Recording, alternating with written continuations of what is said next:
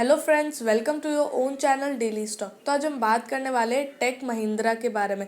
Take Mahindra Mahindra group का part है और इसके बारे में आपको डिटेल इन्फॉर्मेशन, कंप्लीट एनालिसिस बताया जाएगा। और आगे बढ़ने से पहले अगर आपने हमारे चैनल को सब्सक्राइब नहीं किया हो तो आप हमारे चैनल को सब्सक्राइब ज़रूर कर दीजिएगा।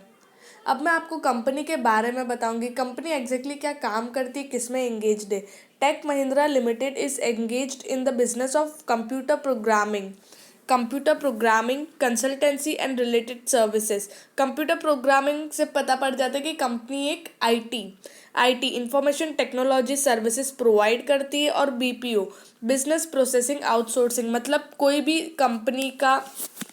कंपनी का काम लेना, जैसे कि payroll, accounting, telemarketing, data recording, social media marketing, customer support and more. मतलब ये जो काम होते हैं ना दूसरी कंपनियों के लिए ये काम करना, तो ये भी एक काम होता है और जो टेक महिंद्रा करती है। और ये सिर्फ इंडिया में ही नहीं, ये वर्ल्ड में बहुत सारी कंट्रीज़ में अपनी सर्विसेज प्रोवाइड करती है। कंपनी डेटा, तो आज ये 946.55 रुपीज़ पे ओपन हुआ था और इसका प्रीवियस क्लोज, मतलब जो एक दिन पहले का वो है 944.65। इसका जो अपर सर्किट लिमिट है वो है 1039.10 रुपीज़ और लोअर सर्किट है 850.20 रुपीज़। वॉल्यूम, आज का कितना वॉल्यूम था, 5,45,05,655। इतने लोगों ने ट्रेड किया है, खरीदा है, बेचा है, इतना वॉल्यूम था इसका। मार्केट कैपिटलाइजेशन है 91,713 करोड़ का, तो इसका मार्केट कैपिटलाइजेशन है।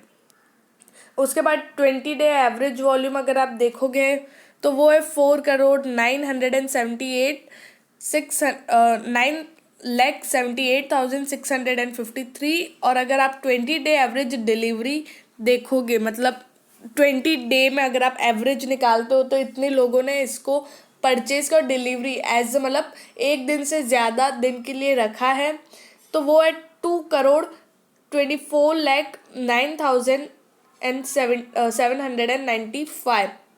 इतने शेयर्स को इन्होंने डिलीवरी में रखा हुआ है, इन्होंने इन्वेस्टर्स लोगों ने। उसके बाद जो trailing 12 month EPS earning per share है वो है 41.22 और सेक्टर का पी है 30.03 और जो कंपनी शेयर का जो पी है वो है 23। तो इसका मतलब कंपनी जो सेक्टर के पी से कंपेयर करोगे तो आपको सस्ते में मिल रहा है। उसके बाद जो इसका पीबी है वो है 4.13, डिविडेंड यील्ड है 1.58% और जो पुट कॉल रेशो है 16.88। अब हम फाइनेंशियल ट्रेंड देखेंगे। फाइनेंशियल ट्रेंड जिसमें आप रेवेन्यू देखोगे तो सिर्फ इंक्रीजिंग ट्रेंड में ही है।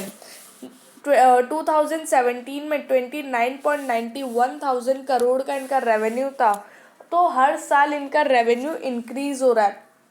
2018 में 13.18 थाउजेंड करोड़, फिर 35.27 थाउजेंड करोड़ और अब है 38.06 थाउजेंड करोड़। तो हर ईयर इनका रेवेन्यू इंक्रीज हो रहा है। इसका मतलब इनका जो सेल्स है वो हर साल इंक्रीज हो रहा है। और प्रॉफिट अगर आप देखो तो प्रॉफिट भी इंक्रीजिंग होकर डिक्रीजिंग हो रहा है। 2.81 थाउजेंड करोड़, फिर 3.79 थाउजेंड करोड़, 4.29 थाउजेंड करोड़, फिर 4.29 थाउजेंड करोड़ से इनका डिक्रीज होके हो गया 4.03 thousand crore.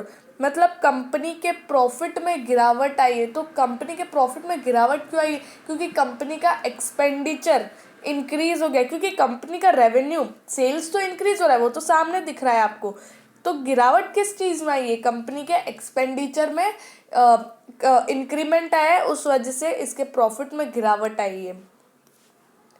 Share holding pattern, तो जो प्रमोटर्स का जो शेयर होल्डिंग पैटर्न है वो ठीक ठाक है, क्योंकि नॉर्मली 51% होना चाहिए कंपनी के प्रमोटर्स का, लेकिन यहाँ पर है 35.81%।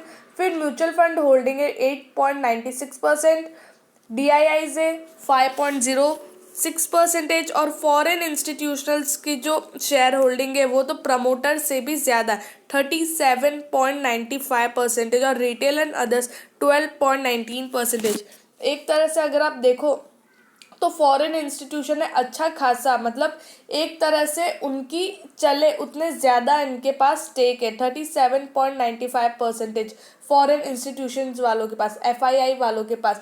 लेकिन अगर कभी ऐसा कुछ हो कि एफआईआईज अपने स्टेक्स निकालने लग जाए, उस दिन मतलब कंपनी का जो शेयर प्राइस है वो नीचे आ सकता है। पर ऐसे ही एफआईआईज मतलब बिना मतलब के एफआईआईज अपना स्टेक नहीं निकालेंगे। प्रमोटर होल्डिंग तो एक तरह से स्टैग्नेंट है, मतलब 35.90% जून 2019 में था, और बस थोड़ा सा इंक्रीज होके अभी 35.81%।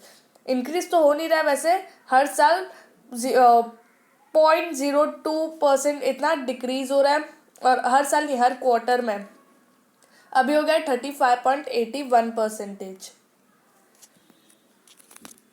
अब हम जो फाइनेंशियल स्टेटमेंट है, वैसे फाइनेंशियल हमने स्टेटमेंट देखा था, अब हम रेवेन्यू स्टेटमेंट देख लेंगे। सेल्स यहाँ पर आप देखिए, मार्च 2020 में 9490 करोड़ का इनका सेल्स था। जून 2020 में भी देखो इतनी दिक्कत नहीं आई, क्योंकि कंपनी आईटी कंपनी है, सब लोग घर से काम कर रहे हैं, तो इतनी दिक्कत नहीं आई है सेल्स में, इतना ज़्यादा नीचे नहीं गिरा है। क्योंकि बाकी कंपनियों से अगर आप कंपेयर कर दो तो उनका सेल्स जून 2020 में तो बहुत ज़्यादा नीचे गिर गया है। ये कंपनी में इतनी गिरावट दिखी नहीं है। 9106 करोड़ का इनका सेल्स है, और सितंबर 2020 में फिर से थोड़ा सा सब कुछ ओपन होने पे इनका सेल्स फिर से इंक्रीज हो गया 9371। अदर इनकम अगर आप देखो तो वहाँ पे उनकी गिरावट दिख रही है। यहाँ पे 416 करोड़ का इनका जो था अदर इनकम, लेकिन अब वो गिरावट होके 117 पे आ चुके, मतलब अदर इनकम में गिरावट आई है। तो टोटल इनकम अगर आप देखोगे तो वो डिक्रीजिंग में, मतलब जून 2020 से पिछले क्वार्टर से डिक्रीजिंग में, क्योंकि अदर इनकम में गिरावट है। लेकिन मेन चीज़ क्या होती है, सेल्स होती है। कंपनी की जो सेल्स है वो हमेशा इंक्रीजिंग ट्रेंड में होना चाहिए, क्योंकि वहीं से मेन इनकम आती है कंपनी की। और टोटल एक्सपेंडिचर है कंपनी के, वो भी मतलब अच्छे खासे एक्सपेंडिचर है उनके। तो उस वजह से जो earning before interest and tax अगर आप देखोगे तो वो है जून 2020 से 1448 का, क्योंकि जो एक्सपेंडिचर है वो पिछले क्वार्टर से कम हुए हैं, उस वजह से जो earning before interest and tax है वो जून 2020 से थोड़ा सा ज़्यादा आया है। और इंटरेस्ट भी पिछले क्वार्टर से कम है, और टैक्स तो हर साल बढ़ता घटता रहता है, और इंटरेस्ट भी। तो नेट प्रॉफिट है सितंबर 2020 का 1062 करोड़ का इनका नेट प्रॉफिट है, जून 2020 से इंक्रीज हुआ है। क्यों इंक्रीज हुआ है? क्योंकि इनके एक्सपेंडिचर ज़्यादा नहीं हुए, उस वजह से। अगर सेल्स और कंपनी की सेल्स भी इंक्रीज हुई है, भले अदर इनकम कंपनी का डिक्रीज हुआ है, लेकिन सेल्स इंक्रीज हुआ है और एक्सपेंडिचर डिक्रीज हुआ है, उस वजह से कंपनी का नेट प्रॉफिट पिछले क्वार्टर से अच्छा आया है। Basic EPS earning per share अगर आप देखो तो जून नहीं मार्च 2019 से गिर गया है, लेकिन मार्च 2018 से अगर आप कंपेयर करो तो कंपनी का basic EPS earning per share increase हुआ है, 43.02 रुपीज़ से 46.21 रुपीज़ पे आ गया है। लेकिन मार्च 2019 से कंपेयर करो तो वो थोड़ी गिरावट आई है।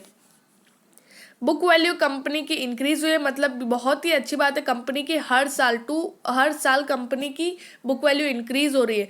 मार्च 2018 में 219.03 रुपीज़ थी, और इंक्रीज होके और फिर से इंक्रीज होके अब हो गई है 254.77 रुपीज़ हो गई। तो कंपनी की हर साल बुक वैल्यू इंक्रीज हो रही है। इसका मतलब क्या होता है, कंपनी के जो एसेट्स है वो इंक्रीज हो रहे हैं और कंपनी की लायबिलिटीज़ है वो डिक्रीज हो रही है। कंपनी डिविडेंड भी अच्छा खासा देती है। 2018 में उन्होंने 14 रुपीज़ दिए थे, फिर से 14, और मार्च 2020 में उन्होंने 15 रुपीज़ दिए हैं as a dividend. Gross profit margin, तो कंपनी का जो ग्रॉस प्रॉफिट मार्जिन है वो डिक्रीज हुआ है। इसका मतलब क्या होता है कि मार्च 2018 और 19 से अगर आप कंपेयर करो तो कंपनी की जो सेल्स है वो डिक्रीज़ हुई, कंपनी की जो अदर इनकम है वो डिक्रीज़ हुई है, उस वजह से कंपनी का जो ग्रॉस प्रॉफिट मार्जिन है वो डिक्रीज़ हो गया है। ऑपरेटिंग मार्जिन वो भी डिक्रीज़ हुआ है, कंपनी के जो ऑपरेशंस जो हेल्ड हो रहे हैं मार्केट में वो डिक्रीज़ हुए एज़ कंपैरेटिव टू मार्च 2018-19। 18 में था 16.38%, इंक्रीज़ हुआ वो थोड़ा 16.52% मार्च 2019 में, लेकिन अब डिक्रीज़ होके हो गया 14.25%। तो कंपनी के जो ऑपरेशंस है वो डिक्रीज़ हो रहे हैं। नेट प्रॉफिट मार्जिन भी अगर आप कंपेयर करते हो मार्च 2018-19 से, तो वो डिक्रीजिंग में है, 10.58% हो गया 12.30 और 12.53% से। तो कंपनी की जो सेल्स है, ऑपरेटिंग मार्जिन है, ग्रॉस प्रॉफिट मार्जिन है, नेट प्रॉफिट मार्जिन, अगर आप 2018 और 19 से कंपेयर करते हो तो कंपनी में आपको गिरावट दिखेगी। क्वार्टरली वाइज इंक्रीमेंट है, लेकिन अगर आप ईयरली वाइज देखोगे तो वहाँ पे आपको डिक्रीमेंट दिखेगी और वो एक नेगेटिव बात है। रिटर्न ऑन नेटवर्थ इक्विटी, अगर आप जो कंपनी की जो टोटल इक्विटी है उस पे जो वो प्रॉफिट पे जो रिटर्न आ रहा है वो अगर आप देखोगे तो वो भी डिक्रीजिंग ट्रेंड में 20.16% से इंक्रीज हुआ पहले मार्च 2019 में 21.18%, लेकिन अब वो डिक्रीज हो गया 18.48% पे आ गया। तो कंपनी की जो रिटर्न ऑन इक्विटी है, रिटर्न ऑन नेटवर्थ है कंपनी की, वो भी डिक्रीज हो रही है। और ROC, return on capital employed, company का जो ओवरऑल कैपिटल है उससे कंपनी कितना रिटर्न, कितनी एफिशिएंटली वो रिटर्न, कितना प्रॉफिट वो निकाल पाती है, तो उसमें भी कंपनी का डिक्रीमेंट है। तो ये भी कंपनी की नेगेटिव बात है। मार्च 2019 में इंक्रीज हुआ 2018 से 20.38% से 24.83%, लेकिन मार्च 2020 में डिक्रीज हो गया 19.88% पे आ गया। रिटर्न ऑन एसेट्स, कंपनी का जो एसेट्स है ओवरऑल उस पर कंपनी को कितना रिटर्न मिल रहा है, तो वहाँ पर भी डिक्रीमेंट देखने को मिल रही है। 12.48% से इंक्रीज हुआ 12.84% इन मार्च 2019, लेकिन विच डिक्रीजेस टू 10.79%। तो कंपनी के जो रिटर्न ऑन एसेट्स है वो भी डिक्रीज हो रहे हैं। कंपनी एसेट्स नहीं, एसेट्स पे जो रिटर्न मिल रहा है वो चीज़, वो परसेंटेज डिक्रीज हो रहा है। करंट रेशो 2018 में 2.29 था, फिर 2.09 डिक्रीज हुआ, लेकिन मार्च 2020 में फिर से इंक्रीज हो गया। तो कंपनी का जो करंट रेशो है और क्विक रेशो भी सेम वैसे ही है। 80 मार्च 2018 में अच्छा था, फिर डिक्रीज हुआ और मार्च 2020 में इंक्रीज हुआ। तो करंट रेशो और क्विक रेशो हमेशा इंक्रीजिंग ट्रेंड में होना चाहिए। वो क्या शो करते हैं, कंपनी का जो कैश फ्लो है, कंपनी का जो कैश मैनेजमेंट वो अच्छा है और हमेशा इंक्रीजिंग ट्रेंड में होना चाहिए। डेट टू इक्विटी, कंपनी का डेट इंक्रीज हो रहा है। मार्च 2018 में 0.09 था, which decreases to 0.07, but in 2020, in March 2020 it increases, it 0.11 हो गया है। तो ये क्या शो करता है कि कंपनी का जो डेट है वो भी इंक्रीजिंग ट्रेंड में है, और कंपनी का डेट हमेशा डिक्रीजिंग ट्रेंड में या ज़ीरो होना चाहिए, डेट फ्री होना चाहिए। तो डेट टू इक्विटी मतलब कंपनी के लिए एक डेट टू इक्विटी ये रेशो, मतलब यहाँ पे अगर ये इंक्रीजिंग ट्रेंड में तो एक तरह से नेगेटिव बात है कंपनी के लिए। और इंटरेस्ट कवरेज रेशो यहाँ पे ये भी डिक्रीज हो रहा है। मार्च 2020 में 27.39% हो गया है और मार्च 2019 में 43.11% था। तो कंपनी के जो इंटरेस्ट कवरेज रेशो है उसमें भी गिरावट दिख रही। तो इसका क्या मतलब होता है कि कंपनी एफिशिएंट नहीं है, मतलब कंपनी की जो एफिशिएंसी है वो डिक्रीज हो रही है। क्या, कौन सी एफिशिएंसी डिक्रीज हो रही है, इंटरेस्ट पे करने की जो एफिशिएंसी है वो डिक्रीज हो रही है। तो ये भी एक नेगेटिव बात है कंपनी के लिए। CAGR सेल्स अगर आप 3 साल का अगर आप एवरेज करते हो तो कितना कितना सेल्स आता है, कितना कंपाउंड एनुअली ग्रोथ रेट आता है, तो यहाँ पर भी हर साल डिक्रीज हो रहा है 16.63% से 14.51%, और मार्च 2020 में 12.48%। तो ये बहुत बड़ी नेगेटिव बात है कि कंपनी का जो CAGR सेल्स है वो हर साल डिक्रीज हो रहा है। और नेट प्रॉफिट में भी गिरावट दिख रही है, 19.34% से 20% हुआ, लेकिन उसके बाद 16.96%। तो कंपनी का जो CAGR नेट प्रॉफिट है वो भी डिक्रीज हो रहा है। तो कंपनी इन शॉर्ट जो सेल्स है और जो नेट प्रॉफिट है, जो मेन चीज़ है, जो मेन रेशो है कंपनी के लिए, वो ही डिक्रीजिंग ट्रेंड में है। जो ग्रोथ रेशोज है वो डिक्रीजिंग ट्रेंड में। तो ये क्या बता रही है कि कंपनी की जो ग्रोथ है वो नेगेटिव में आ रही है, क्योंकि हर साल डिक्रीज हो रही है। तो एक तरह से नेगेटिव पॉइंट है कंपनी के लिए। अब हम की फैक्ट्स देख लेंगे। कंपनी का जो रेवेन्यू है 36,868 करोड़ है। एसोसिएट्स मतलब इतने पार्टनर्स टाइप है तो वो है 1,25,000 प्लस एसोसिएट्स है। 973 एक्टिव कस्टमर्स है और 90 plus countries where we drive digital transformation. IT company है, मेन काम क्या है, डिजिटल ट्रांसफॉर्मेशन लाना, और 90 प्लस कंट्रीज़ में ये वो सर्विस प्रोवाइड करते हैं। बहुत ही अच्छी बात है ये। अब हम रेवेन्यू का जो डिस्ट्रीब्यूशन है इंडस्ट्री वाइज वो हम देख लेंगे। कम्युनिकेशन से उनको कितना रेवेन्यू मिलता है, 41.6%। मैन्युफैक्चरिंग से 18.1%। BFS banking, financial services and insurance, वहाँ से उनको 13.6%। उसके बाद जो health care, life sciences, government and others, वहाँ से जो रेवेन्यू मिलता है वो 12.1%। टेक्नोलॉजी, मीडिया एंड एंटरटेनमेंट, वहाँ से उनको 7.7%। और जो रूरल ट्रांसपोर्ट एंड लॉजिस्टिक्स, वहाँ से उनको 6.9%। तो ये इन्होंने डिस्ट्रीब्यूशन बताया हुआ है कि कहाँ से उनको कितना परसेंटेज, कितना रेवेन्यू आता है। रेवेन्यू फ्रॉम ऑपरेशंस 2016 में इनका रेवेन्यू था, अगर आप देखोगे तो 2,64,942 मिलियन इनका रेवेन्यू था। सारे जो भी डेटा अवेलेबल है वो सब मिलियन में अवेलेबल है। और CAGR अगर आप देखोगे तो 8.6% की बढ़ोतरी से वो बढ़ रहा है। और मार्च 2020 में 3,68,677 मिलियन इनका रेवेन्यू फ्रॉम ऑपरेशंस था। इनके ऑपरेशन से इतना रेवेन्यू आया है। उसके बाद EBITDA, earning before interest and tax, depreciation and amortisation, अगर उसका CAGR देखेंगे तो 7.6% से इंक्रीज हो रहा है।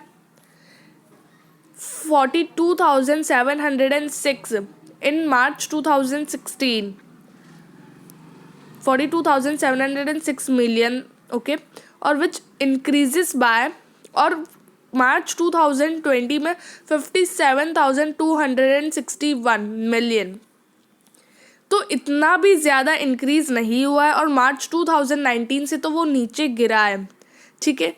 नेट प्रॉफिट अगर आप देखोगे तो वो भी इंक्रीज हो रहा है। मार्च 2019 तक 29,929 मिलियन से मार्च 2019 में हो गया 42,976 मिलियन, लेकिन 2020 में वो गिर गया है, 40,330 मिलियन हो गया है।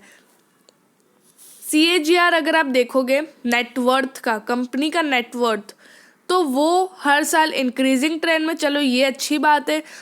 मार्च 2016 में था 1,45,909 मिलियन, और अब उसका जो नेटवर्थ है कंपनी का वो है 2,18,131 मिलियन इनका नेटवर्थ है।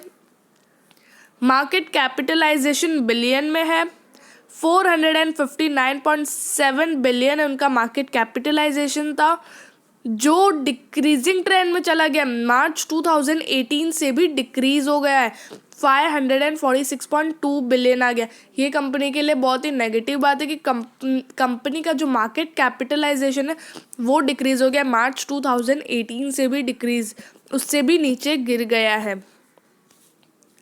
तो कंपनी की जो 5 ईयर हाई है वो है 950.75, और आज का जो करंट शेयर प्राइस है वो है 948.15, जहाँ पे 0.37% इंक्रीज हुआ है और 3.50 रुपीज़ का मोमेंटम था और इसका लो है 356.65%, 65 रुपीज़।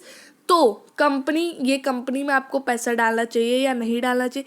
तो अगर आपने सारे रेशोज़ देखे तो वो देख के तो आप यही सोचोगे हमें ये कंपनी में पैसा नहीं डालना, और मेरा खुद का भी यही मानना है कि ये कंपनी में अभी आपको पैसा नहीं डालना चाहिए। लेकिन अगर हम क्वार्टरली वाइज हमने रिजल्ट्स देखे तो वहाँ पे सेल्स में आपको इंक्रीमेंट दिख रहा है। तो ऐसा नहीं है कि कंपनी का जो धंधा है वो पूरा बंद हो चुका है। हाँ, भले ही वो डिक्रीजिंग ट्रेंड में, लेकिन टेक महिंद्रा एक बहुत बड़ी कंपनी है और एक महिंद्रा ग्रुप का एक पार्ट है, जो बहुत बड़ी बात है। उनकी जो रेप्यूटेशन है वो भी बहुत ज़्यादा अच्छी है और 90 कंट्रीज़ में वो अपनी सर्विस प्रोवाइड करते हैं। डिजिटल जो भी डिजिटल वाली सर्विस है वो 90 कंट्रीज़ में प्रोवाइड करते हैं, और जो बहुत बड़ी बात है। तो आपको, लेकिन हाँ, आप यही सोचोगे 5 ईयर हाई के बहुत ज़्यादा पास है, तो बहुत सारी कंपनीज है जो अपने 5 ईयर हाई को ब्रेक करके उससे ऊपर चली गई। तो 5 ईयर हाई मतलब कोई वो बड़ी बात नहीं है कि 5 ईयर हाई है तो हम अभी नहीं खरीद सकते। हम खरीद सकते, लेकिन अभी नहीं खरीद सकते। क्यों? क्योंकि अभी ऐसी कोई भी इंफॉर्मेशन नहीं है और कोई भी ऐसा मतलब न्यूज़ नहीं है कि हम है ना टेक महिंद्रा में पैसा डाल दे, और अभी डाल के कोई मतलब भी नहीं है क्योंकि पैसा ब्लॉक हो जाएगा। और भी बहुत सारी कंपनीज है जिसमें आप पैसा अभी डाल सकते हो। तो मैं अभी सजेस्ट नहीं करूँगी। मेरा मानना ये है कि टेक महिंद्रा में अभी आपको पैसा नहीं डालना चाहिए। अगर आपको वीडियो अच्छी लगी हो तो please like and share and subscribe our channel.